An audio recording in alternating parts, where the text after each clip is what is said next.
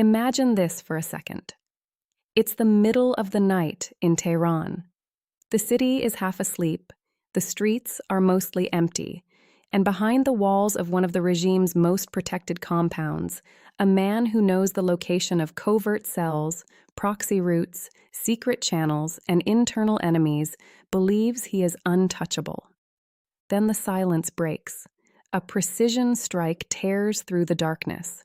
Within minutes, one of the most powerful intelligence figures in the Middle East is reportedly dead. By sunrise, Iranian state media is in mourning mode. Black banners are up, funeral preparations are underway, and the man chosen to replace him is already promising total revenge, not a symbolic response, not a measured retaliation. Total revenge. Now stop and think about what that really means. If Israel has just decapitated the head of Iran's intelligence apparatus, what comes next? A strike on Tel Aviv? A move in the Strait of Hormuz? An oil shock that slams the global economy? A panic bid into gold and Bitcoin? Or all of the above? That is the question tonight, and the answer could hit your wallet faster than most people realize. Welcome back to Endgame, where we break down the stories that sit right at the intersection of geopolitics, energy, markets, fiat instability, and crypto. This is not just another headline from the Middle East. This is one of those moments when a single event can trigger a chain reaction across oil, inflation, central banks, equities, and Bitcoin. So let's dive in. Here's what is being reported right now. In an overnight strike, Israel reportedly killed Iran's intelligence minister, Esmail Khatib, in what appears to have been a highly targeted operation in or around Tehran. If confirmed in full, this would mark one of the most serious direct blows to the Iranian state since the current phase of open confrontation began. This wasn't a militia commander in a remote theater. This wasn't a shadowy field operative moving through Syria or Iraq. This was a top-level official tied directly to the regime's internal security, intelligence collection, and covert operations infrastructure. And that distinction matters, because when you hit the head of intelligence, you are not just eliminating a person. You are sending a message to the entire system. You are saying, we can see inside your walls, we can penetrate your defenses, and we can reach people you thought were beyond reach. That's why this kind of strike lands on two levels at once. The first level is operational. You disrupt command, coordination, internal trust, and networks. The second level is psychological. You humiliate the regime in front of its own elite at the exact moment it needs to project control. By the early morning hours, Iranian media channels had shifted into full crisis posture. State-aligned messaging focused on martyrdom, national unity, and the certainty of retaliation. By daylight, crowds were gathering in Tehran, and preparations for a funeral procession were underway. That is not just ritual. In the Islamic Republic, funerals for senior figures are political theater, strategic signaling, and internal regime management all rolled into one. Every camera angle, every slogan, every black flag, every public embrace from officials is part of the message. And then came the second major development, the appointment of a new intelligence chief. Instead of signaling restraint, caution, or back-channel stabilization, the replacement reportedly came in with the opposite tone. Hardline language, escalatory posture, a public vow of total revenge. That phrase matters because words in moments like this are not random. They are selected to manage expectations inside the country, reassure the hardliners, warn the outside world, and lock the regime into a certain posture. So let's slow down and ask the obvious question. Why is this such a huge deal? Because intelligence ministries are not symbolic offices. They are the nerve endings of the state. The intelligence minister sits at the intersection of domestic surveillance, counter-espionage, dissident monitoring, foreign covert channels, and internal elite trust. In Iran's case, that role becomes even more sensitive because the regime is always managing threats on multiple fronts at once: domestic dissent, Israeli covert action, Western sanctions pressure, proxy coordination, and succession anxieties inside the elite. Remove the head of that system in a live war environment, and you don't just create anger. You create instability inside the regime's decision-making process. Now, zoom out to the bigger picture. This is not happening in a vacuum. It is happening inside a broader confrontation that has already moved far beyond the old shadow war format. The old rules were already fraying: targeted killings, missile exchanges, proxy warfare, cyber operations, attacks on infrastructure, strikes on senior commanders. The line between covert conflict and open regional war has been dissolving in real time. And when that line dissolves, each new strike carries more escalation risk than the one before it. That is exactly why markets care. When traders, hedge funds, sovereign desks, and central banks see news like this, they are not just asking, who died? They are asking, what happens next and what assets reprice first? In the Middle East, the first answer is almost always oil. Let's talk about the energy map, because this is where the story stops being regional and becomes global. Iran's most powerful lever in any crisis is not just its missile stockpile or its proxy network. It is geography. The Islamic Republic sits right on the Strait of Hormuz, the most important oil choke point on the planet. A massive share of global crude exports and a huge portion of liquefied natural gas pass through that narrow corridor. Saudi barrels, Emirati barrels, Kuwaiti barrels, Iraqi flows, Qatari gas. All of it depends on that route staying open, insured, and commercially viable. Now here's the part most people miss. Iran does not need to fully close the Strait of Hormuz to trigger a global energy shock. It just needs to make shipping through it feel dangerous enough. That can happen through drone harassment, naval drills, mines, fast boat threats, anti-ship missile signaling, tanker incidents, or attacks on nearby energy infrastructure. The market doesn't wait for a full closure. The market prices fear in advance. So if Tehran wants to respond in a way that hurts Israel, pressures Washington, frightens Gulf monarchies, and sends oil soaring all at once, it already has a menu of options. It can greenlight proxy escalation. It can signal maritime danger. It can let allied factions attack regional infrastructure. It can create a haze of uncertainty so thick that insurance costs explode and tankers think twice before moving. And when that happens, oil doesn't need fundamentals to justify a move. Fear becomes the catalyst. That's why this reported killing of Esmail Khatib matters far beyond Iran itself. If the new intelligence chief feels he must prove himself quickly, and if the regime needs a response big enough to restore deterrence, then energy markets immediately move from background concern to front and center risk. But here's where it gets interesting. Oil is not just another commodity. Oil is the bloodstream of the industrial economy. When oil spikes, almost everything downstream gets hit. Transport costs rise, shipping costs rise, fertilizer costs rise, manufacturing margins shrink, airlines feel pain, consumers feel pain at the pump, food prices move, logistics chains tighten, and suddenly what began as a midnight strike in Tehran shows up in inflation reports in the United States and Europe. And that brings us directly to the Federal Reserve and the global debt machine. For months, the big hope in markets has been some version of a controlled soft landing. Slowing inflation, gradual normalization, cautious central banks, risk assets recovering, the system limping forward without a major break. But a Middle East oil shock wrecks that script fast. If crude surges because escalation risk spikes around Iran and the Gulf, headline inflation can turn higher again, even if underlying demand is cooling. That puts the Fed in a nightmare position. Do they stay tighter for longer and risk crushing a debt-heavy economy already groaning under the cost of high rates? Or do they pivot too early and let energy-driven inflation eat away at the dollar's purchasing power? Either way, the credibility of the fiat system takes another hit. And this is exactly why we keep saying the next monetary crisis may not come from a bank failure alone or a recession alone, but from the collision of geopolitics with debt. War is inflationary. Energy shocks are inflationary. Large-scale military preparedness is inflationary. Emergency fiscal responses are inflationary. Supply chain disruption is inflationary. Put all that together and you get the kind of macro environment where confidence in paper systems starts to crack. Now let's talk about Bitcoin, because this is where many people either oversimplify the story or completely miss it. In the immediate aftermath of a geopolitical shock, Bitcoin does not always behave like the perfect safe haven people imagine.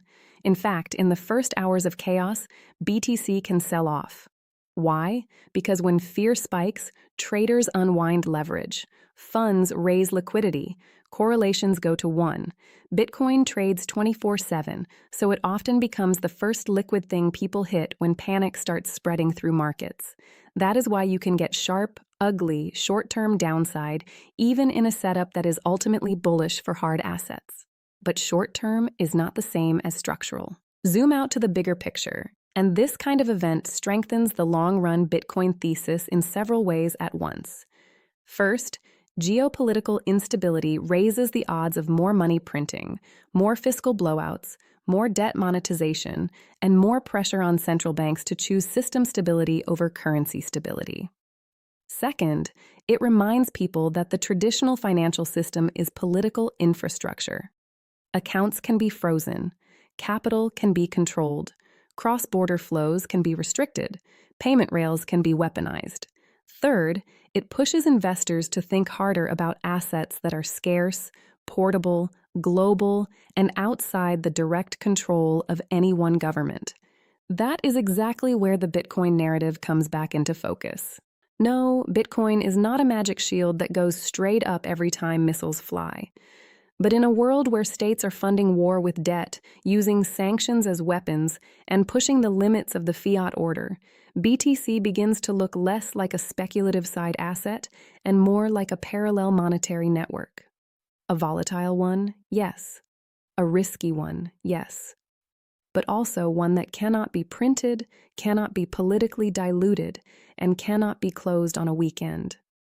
Think about how the macro chain works. A major escalation around Iran raises oil risk. Oil risk raises inflation pressure. Inflation pressure traps central banks. Trapped central banks make policy mistakes or resort to stealth debasement. Debasement strengthens the long-term case for scarce assets. Gold benefits, energy producers benefit. And Bitcoin, after the initial volatility, can benefit too as capital starts searching for a system outside the old one. Now, let's game out the scenarios, because this is where portfolio implications become real. Scenario 1, controlled retaliation. Iran responds, but in a contained way. Cyber attacks, covert sabotage, proxy pressure, maybe a limited symbolic strike that avoids mass casualties and avoids directly threatening Gulf energy flows. In that scenario, oil pops, but does not stay vertical. Markets get nervous, then stabilize. Bitcoin may wobble short-term, then recover as the broader debasement and instability thesis stays intact. Scenario 2, regional pressure campaign. Iran's new intelligence leadership wants to restore deterrence quickly, so retaliation expands through multiple channels at once. Proxy groups intensify attacks. Maritime threats rise. Gulf states go on alert. Insurance costs climb. Tanker movements become more cautious. Oil starts grinding higher, and inflation expectations move with it. In that world, central banks lose flexibility, growth expectations weaken, and hard assets begin to outperform. Bitcoin may suffer short-term volatility, but the medium-term setup becomes dramatically more supportive. Scenario 3, full escalation spiral. Israel answers retaliation with more decapitation strikes. Iran responds with direct missile attacks or broader proxy activation. Gulf infrastructure becomes vulnerable. The Strait of Hormuz becomes a daily market obsession. Oil spikes to levels that make headlines everywhere. Equity markets shudder. Bond markets struggle to price the mix of slowing growth and renewed inflation. Governments begin leaning harder on debt issuance, liquidity support, and emergency stabilization tools. That is the kind of environment where the phrase "dollar endgame" stops sounding dramatic and starts sounding descriptive. And here is the uncomfortable truth. Once you enter a decapitation cycle, it becomes harder to get out, because each side begins to believe that restraint invites weakness. Israel may feel that intelligence penetration has given it a rare strategic edge and want to press that advantage. Iran may feel that not responding decisively after losing a figure of this stature would signal vulnerability to enemies and to its own internal factions. That creates a loop: strike, retaliate, escalate, avenge, repeat, which brings us back to the funeral in Tehran. A funeral like this is not just about burying the dead.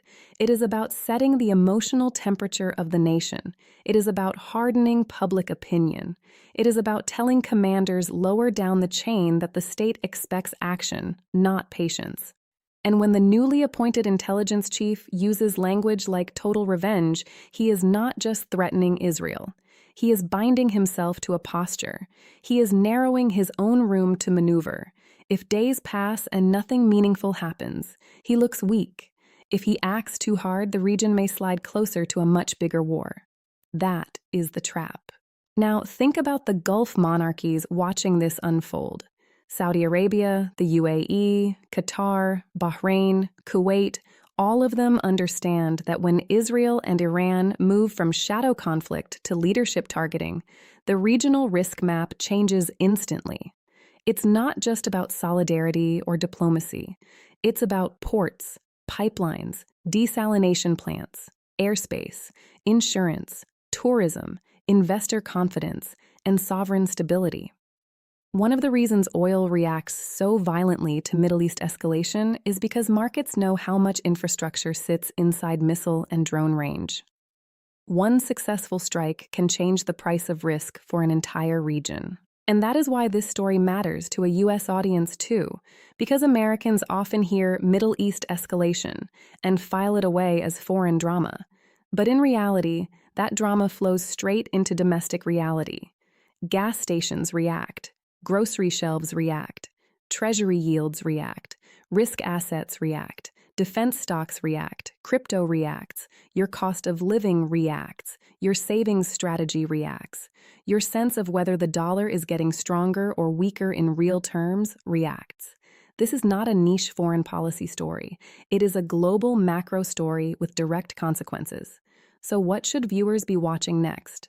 First, watch Iran's actual response, not just its rhetoric. Does it stay in the realm of speeches and ceremony, or do we start seeing movement through proxies, cyber channels, or maritime pressure points? Second, watch the Strait of Hormuz and adjacent Gulf energy infrastructure. If security incidents rise there, oil will not wait for official confirmation before repricing. Third, watch central bank language. If energy risk starts showing up in inflation expectations, the market will begin rethinking the whole easy pivot narrative. Fourth, watch Bitcoin's behavior carefully. If BTC sells off on the first fear wave, but then stabilizes while macro risk keeps rising, that tells you something. It tells you capital may already be rotating toward long-term monetary hedges. Fifth, watch whether this assassination leads to more leadership targeting. Because if this becomes a pattern rather than an isolated event, then the escalation ladder gets much steeper very fast. And let me say this clearly. None of this means people should trade blindly off headlines or chase panic. But it does mean you should understand the structure of the world you're living in.